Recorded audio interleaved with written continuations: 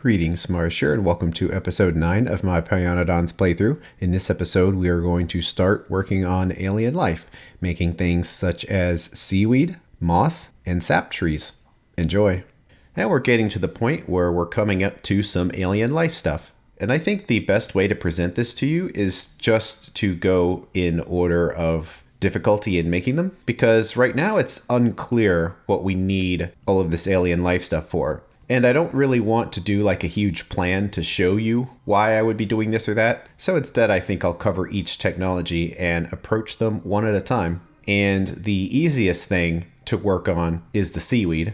And to make seaweed, we will need the seaweed crop facility. Requires some random stuff, but most importantly, it needs tin, so we will have to mine some tin. And also, funnily enough, it requires some limestone, but we can just pick some out of some machines for that. And the recipe is very straightforward. You just put water in and seaweed comes out. But also, you'll need an amount of seaweed to start the process at all. So we'll cover that, but for now, we'll just start the research. And one thing I wanted to point out is sometimes it could be hard to see, but you can see the sine wave of our wind turbines here. Every time the wind turbines dip down, the steam engines kick in to make up for it. And that's part of the reason why I don't think you should go nuts with these wind turbines, because they can go down to 10% of their original power. And if during those times you think you need more power and you build more, it's still gonna go down to 10%. So you could have a huge wind farm and produce very little power at times. So you pretty much always are going to need some kind of backup. And you can kind of see that happen on the dips here. And we can go back to the codex to talk about some other things in here. Like if you wanted to look up all of the decay products, these are what they are. And you can see it's actually not that many things compared to how big Pi is. But if you wanted to look something up, you can. And there's some other entries that talk about things like early game ash, and specifically the tailings pond here. But we want to get into farming alien life. And they basically come in 3 kingdoms: plant, animal, and fungi. And each kingdom actually feels surprisingly different. Like the life cycles are different, and also just the individual creatures themselves are also different. And that's what I love about alien life, is just each one feels really unique. Research is almost done already because we had the pack saved up. But first we actually need to mine some tin. So our build here is to make 1.5 tin, and that may be a lot right now, but I do kind of want to build for the future. I would hate to make a tiny amount of them and then just have to double its size again. But what's interesting about tin is the mining fluid you need is actually steam. And steam is a hard resource to make. So looking at this, we actually need about 25 coal to put into boilers just to make that steam. And I'm doing that because that's basically the practical maximum of this. That mining 2 belts of coal seems good, and then we would be able to process the ash. So the big question here is this build practical? Well, luckily, there is a tin ore patch right there. We've got tin in other places, but this tin ore is next to this raw coal. And since this build requires so much coal, having them in close proximity is pretty convenient. Well, there's our patch. A cool 44 million. And the ratio of ore to the actual plates is 10 to 1. So pretty bad, but pretty much all ore is at the start. And we need a new steam power plant for all of this. And we've already built one on our main factory, so we might as well just kind of put another one out here somewhere and try to do it where it's hopefully out of the way. And we need to get water into this monstrosity too. And it's a little far away, but we have pumps now, so we just need to pump it in. And oh man, we're 5 tiles away from reaching. That is unfortunate. There we go. So the way that this will work here is that the burner drills here will start the process of supplying coal, and they will power themselves. And then the rest of the coal will go in and all of these will fire up. And meanwhile, the ash will be sent down that way. So, let's see if this works. There's a lot of moving parts in here. The most important thing is to basically make sure all the sides are correct and nothing gets mixed up. And it seems good. I didn't build these particularly dense. I was just copying it off of that there. So now we have our 2 full belts of coal going in. And this is just a standard power plant copied from our main factory. It's just going to make essentially 2 belts worth of steam. Not quite. I did make it full size, but it's not going to use all of the coal. And the coal that it doesn't use will be sent on by. And let's at least let the ash continue. But the ash will go into the 3 ash processing plants, as you would expect. It is not worth sending this ash down to the factory because that would be 2 belts worth of junk. So it's much better just to process it here into something that's a lot more compact. Why aren't these going? Oh, water didn't get hooked up. So there we go. And they're doing the sorting that the other plants did, putting the coal dust on one side of the belt and the soot and iron oxide on the other. So they will be able to be sorted in the same way that the rest of the factory is. And we have this 4th ash processing plant on the end, basically to handle the extra ash from the other coal burning entities here, because it is a little bit more than 30, but you can see how any of the unused coal is piling up here. So that will continue, and it gets pulled off to go into these drills. And yes, this setup is a bit big right now, but we're going to need tin before too long for our circuits, so I'm preparing for that ahead of time by just getting this ready, even though we really only need basically 50 plates. I'm just trying to get ahead of the curve here. And actually, I did this slightly wrong because we have 14 there and 14 there, so we actually need to have another 2 drills up there. But anyway, the coal continues down here to the furnace stack, and it's going to fill up all of those. So it's going to take a few moments for all this coal to get in here. But let's fix this real quick. There we go. Whenever you have 2 belts of something and you want both sides to be the same, you need to make sure both belts get the exact same number of miners. So that'll be 16, and then of course 16. So that's slightly more miners than we were planning on, but just based on how it's set up, that's what we needed. So all of the coal will get stopped here, and it will let ash continue. So how about we cut this off here, and then throw in the steam, which is waiting to go. So there we go, making the lovely purple ore. Perfectly synchronized. And it fills up very quickly because this is based on 15 a second. And really, without long-handed inserters, we're basically limited to 7.5 per second without things getting awkward. So this is what happens if things get awkward. So we have our 15 a second, but we need to do a side switch to put them on one side. These belts are fully populated, but it's only 7.5 per belt. So by hooking them up, they will go on the correct side, and then that will be the half and half design that we've been doing up until now.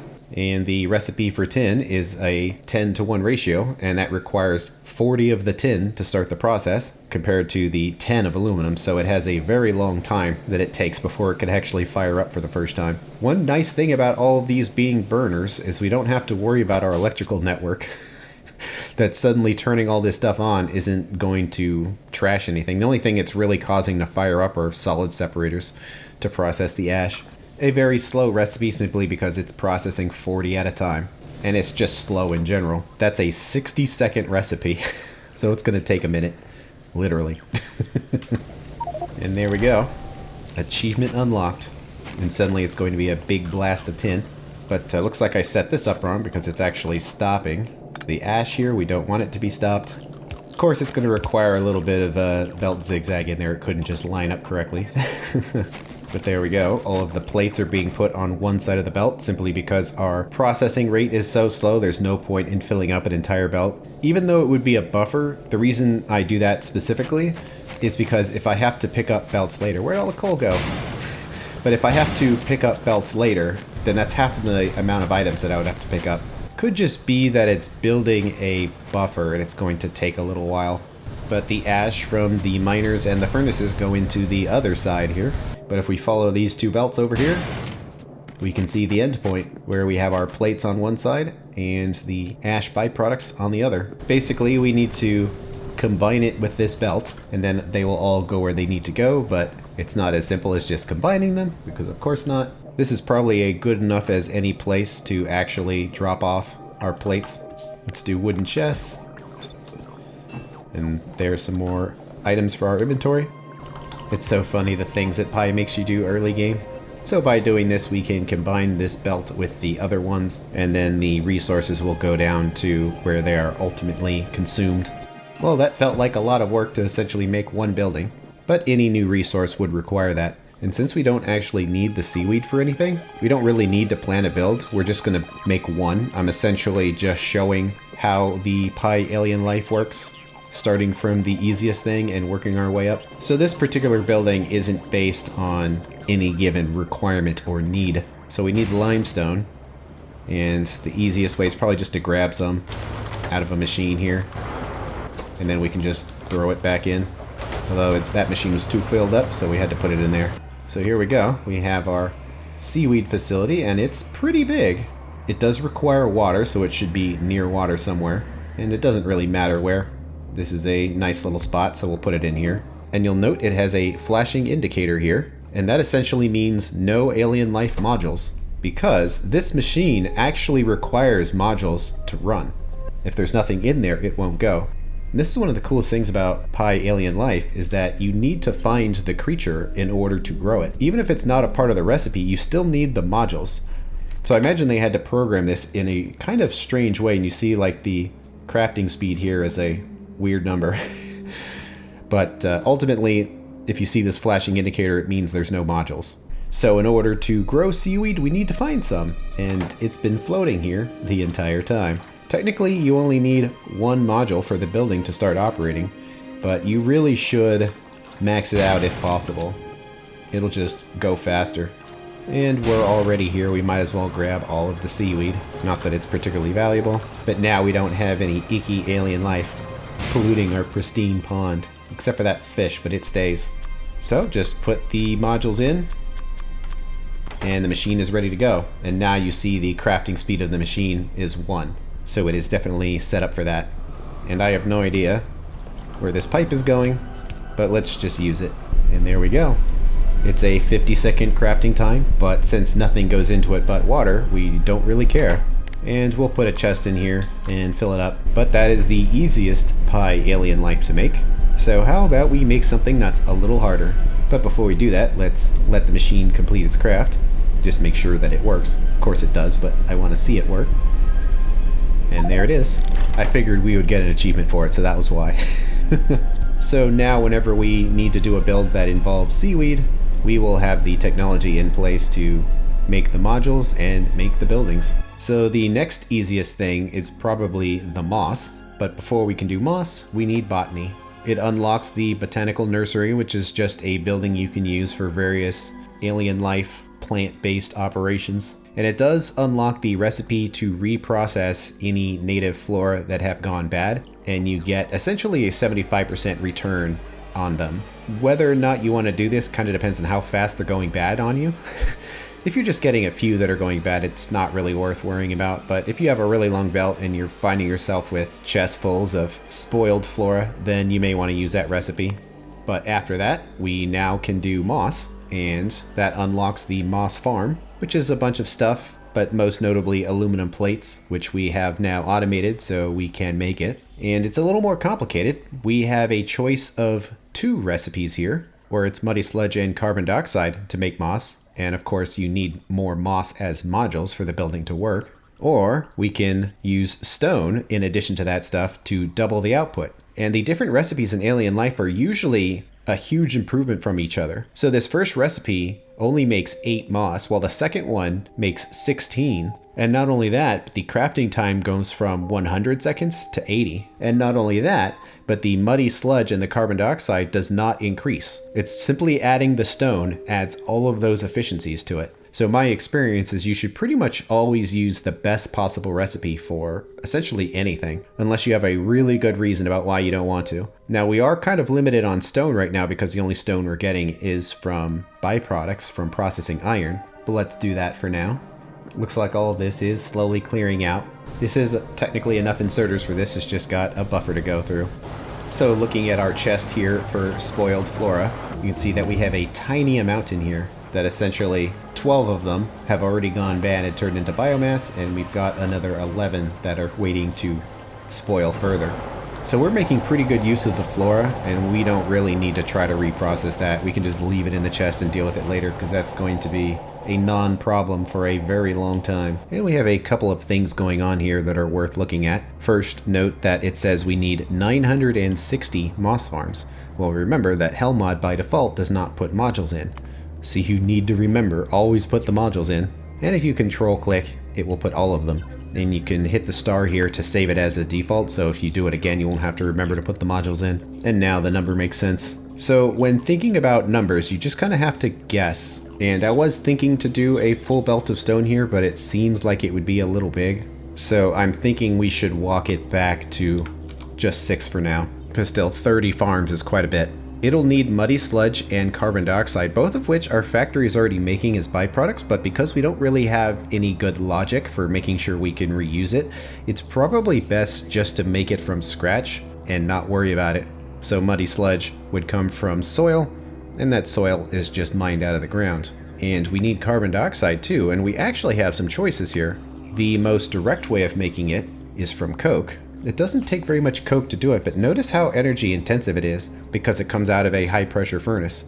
It basically doubles the amount of energy that is required for this. There's an alternate recipe here we can use that requires tar, and the title of the recipe being carbon dioxide is a bit of a hint that this is what it's for. So if we do that, we only require 1 distillation column to do this. And it does chew through a ton of tar. Our current setup makes 135 of it. And this would essentially use all of it. So in that sense, it's not very efficient. But right now we're actually overloaded on tar, so I'm perfectly fine with doing it this way. It gives us some free aromatics, which is nice. So we've got some machines to build. It does require soil, which is an awkward thing we don't carry in our inventory. But it's also easy to get because all of these machines stock up on a full stack of soil. So we can just go in there, grab it, and now we have enough to handcraft. And where do we want to build this? Well, ideally away from the center of the factory, but also near somewhere where we're going to have a lot of stone. And I'm thinking we should just leave our byproduct stone to be turned into concrete here, because concrete is a low priority output in that we can lay concrete down whenever we feel like, but it would be bad if the moss stopped working. So we want to try to make it a stable output, and the way we do that without priority splitters is to just mine the stone and put it in. And there's actually quite a few patches down here. It's kind of nuts that we have so much in this general area, but the one that's closest is around here, so how about we build our moss farm down here? Luckily, these buildings are a lot smaller, and if you use Hellmod, it will automatically put in the modules for you. So if you had robots, they would be delivered automatically, but it's also just a heads up if you're putting things by hand that the modules aren't in there yet. And we can rotate it and then flip them vertically to have the pipes line up, and have 2 spaces in there will allow us to connect the pipes, and then they can be woven together like that. Luckily, the power poles do reach, so something like that, but we need 30 of them. And because of the numbers, it would look a lot better if we had 32 of them instead. And that should do it for our modest setup here. Looking at pipe visualizer, there's not much to really see here, but they're all cleanly in the middle. So now we need to get all those resources in. You will find yourself with water pipes going along your factory, because a surprising amount of processes do require it. But in goes the water, so it's making our soil. The soil gets direct inserted to make the sludge, and then that sludge is very slowly making it into the moss machines. We also had the recipe where we could have gotten sand as well as muddy sludge, but it would have required way more soil and way more water. Besides not having splitters, which makes dealing with byproducts more difficult, I'm of the opinion that you should minimize the amount of byproducts that any given system creates. It just makes life easier. So I don't like the idea of making a bunch of sand just because we can, quote, get it for free. So I'd rather not make the sand if we can avoid it. So that's why we're just making the sludge here. So that's a lot of this taken care of. Now we just need a single distillation column to make some carbon dioxide. Since it runs on tar, we should probably put it in our essentially oil processing center here. Although we only need 1 machine right now, we're probably going to need more later. Not to mention it actually creates aromatics, which we do want. You can see our collection of resources is small because we're not burning the coke for anything. We're actually using it quite efficiently. But we do have enough gasoline where it at least shows up. So we'll pick a spot and put it in there. Now the tar has to travel much further than it did before. So this little silly segment here where this is its own extent and we put another pipe here, now perhaps makes more sense because we have prepared the pipes as best we could. And that's why I did it that way. And it's running, turning that tar into all of this stuff. Right now our ability to make aromatics is kind of limited. It will be nice to produce some extras by doing this. We are filled up on flue gas, and that is something that we cannot process right now. So we're just going to vent it away into the atmosphere. Now we find ourselves with rich clay. So let's look at recipe book here to see where it goes. Currently, the only thing we can do with it is make bricks by mixing in sand. And it does actually make quite a few bricks. We could process it right here. It doesn't take very many resources to do it. We can just put it on a mixed belt with all sorts of resources on it and just sort them whenever it's necessary. So we put one inserter on there. It only has one physical output, so the rest of it doesn't matter. And these belts don't quite reach across, but they don't really need to because this is a pipe bus, not a belt bus, so we can just send them down in straight lines. All right, we've got a belt here for clay. It will eventually pile up, but let's let it pile up for now. So once we have a supply of it, we can test out the recipe to process it. And the way that I'm doing this is I look at, is a pipe potentially going to be a two-way pipe or a one-way pipe? And when it gets here, it becomes a one-way pipe because the carbon dioxide only goes into this machine, it doesn't come out. However, carbon dioxide on this pipe here might be two-way, and we don't know that yet. So that is why the pump is placed here, because it's at the very point where we know that it is only going to be one way instead of two. But now we need to get the stone here. We can already process the kerogen with these machines. I'm glad we left them in place. We do also want to make bricks again, so we need a place for that to happen. And we actually already have a better recipe for this, that if we throw pitch in and half a belt of stone, we will get almost half a belt of stone bricks. And this does not require any fuel. It certainly requires electricity, but not fuel. And could we just do it right in here? It would be very tight. We could, but I don't like the idea of how tight that is. Well, if we handled making the bricks right here, we would already have a place for the pitch pipe, and we would also already have a belt for the bricks to go on. And this actually produces quite a few. So despite its energy cost, it's actually a fast machine. So now we need to utilize this rather small but dense patch. It's nothing different than what we've done, so it should be fine. Seems like it. By compressing all your belts into little buses here, it just makes the logistics cleaner. So we need to give this stone priority, which means putting it into the moss setup first.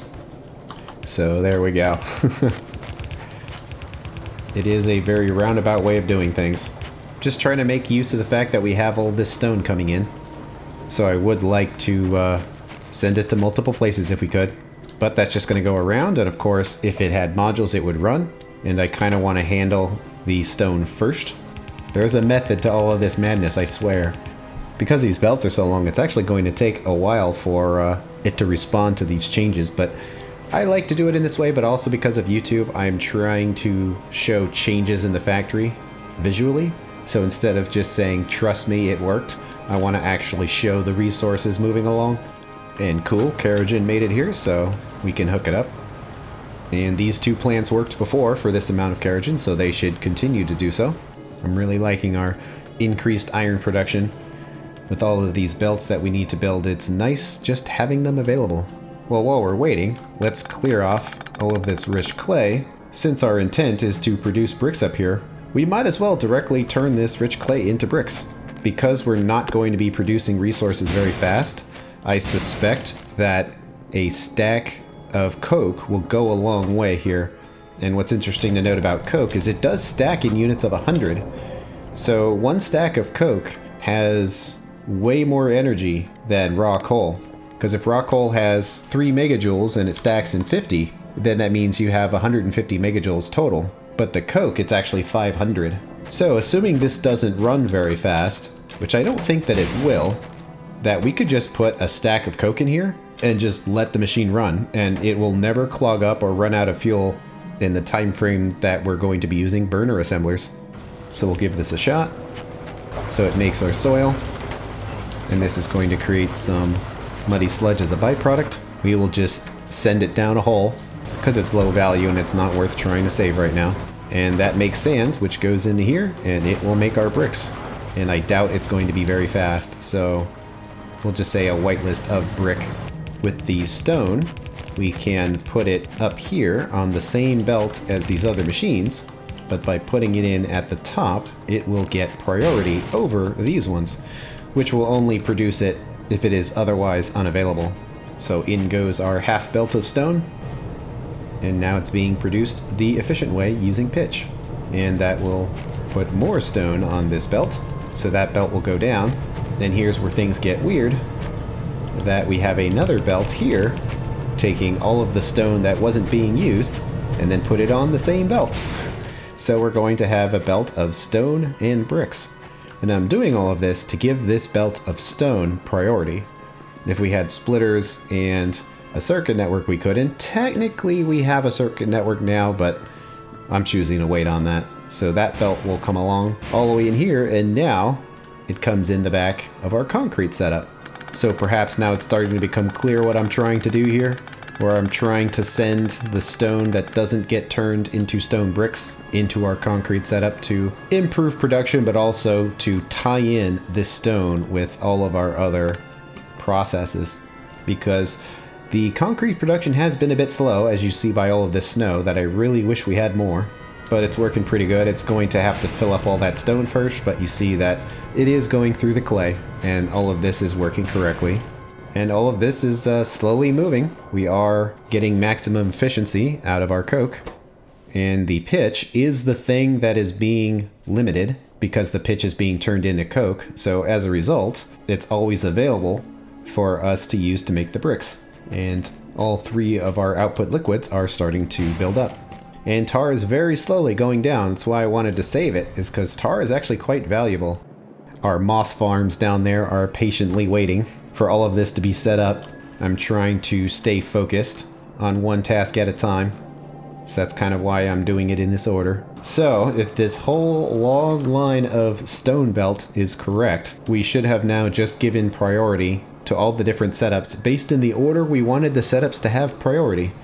And it just so happened that the positions of all of the buildings was reasonably convenient to accomplish that task. We still had to do stuff like this. If we had splitters and logic, we could have just sent them to where we wanted them to go instead of having a belt going both directions like this. But with what we have available, that's what we had to do. It's just funny watching this stuff go everywhere. But finally, we are at the point now where we can actually start making some moss. That was the point of all of this, right? So we put the moss that we had into the first machine and just let it run. And it is a slow process, but once it completes, we'll just start adding more moss to more machines, and it will get exponential growth. So while we're waiting for that, let's try to find something else to work on. And I would say the next most complicated thing is making sap. Of course, this process seemed complicated because of all that stone stuff, but that was essentially just dealing with stone. It really had nothing to do with the moss itself. So let's talk about sap. Sap is made in a sap extractor. What makes this different from the other plants until now is there's no input requirement of any resources.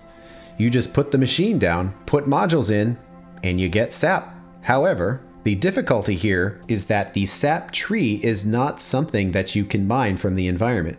You have to make the sap trees from nothing. So in order to do that, you need to make sap. We have some in our inventory, but if we already had the system set up, we would have the sap extractors making sap, and then you can process that sap in a botanical nursery to make the seeds, and then seeds and a planter box will thus make the sap trees. So that is why we needed to find real trees in the environment, because I knew that we needed sap in order to make these trees.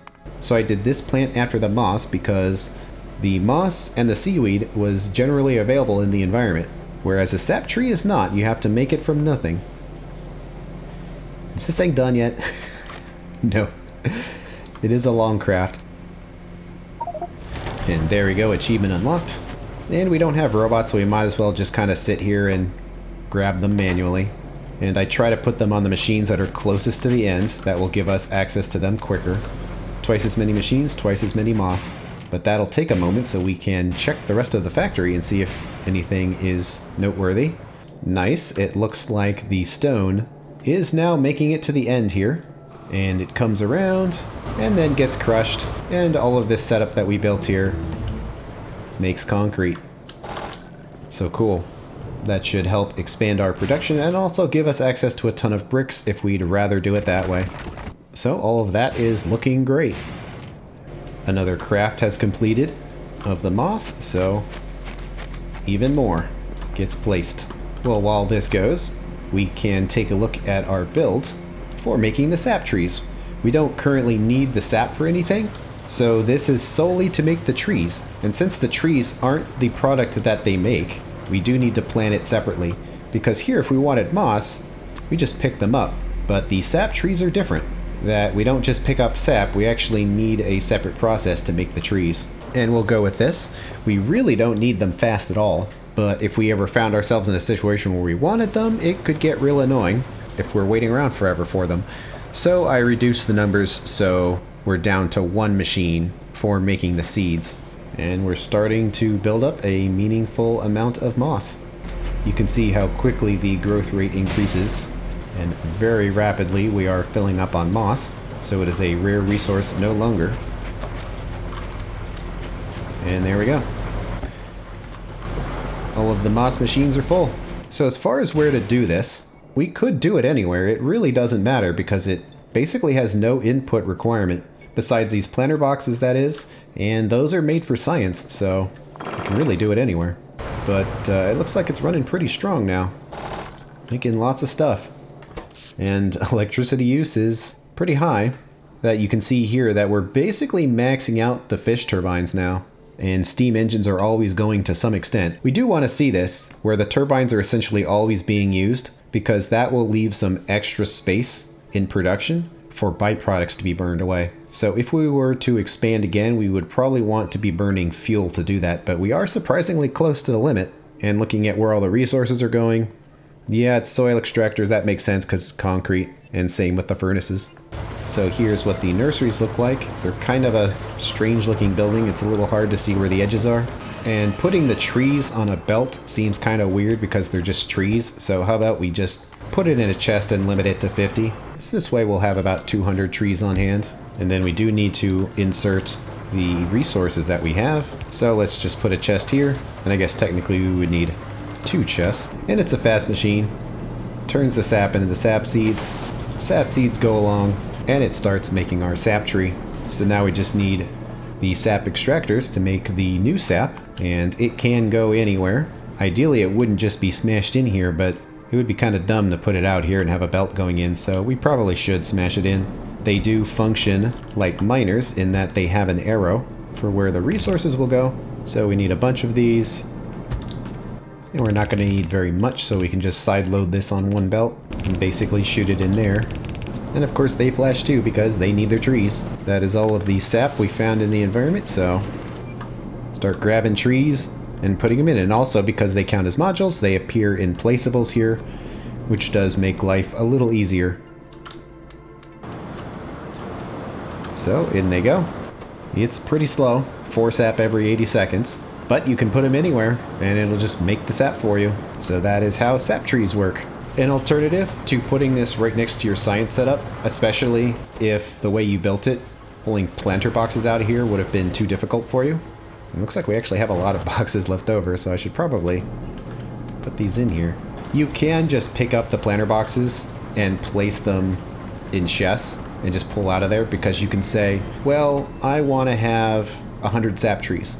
Well, if you put 100 planter boxes in, you would get 100 sap trees. So that is an alternate way of doing it. But we were right here and it worked. So now this will have exponential growth as we gain more and more sap. Let's see the process complete. I'm sure there's an achievement related to this, as it seems to be with every alien life thing we make. And there it is. So it gets pulled in and the cycle continues. Alright, well, let's keep going. There's more alien life on top of this. Let's do wood processing, which will finally allow us to grow logs. However, that's going to have to wait till the next episode. Thanks for watching, and I will see you later.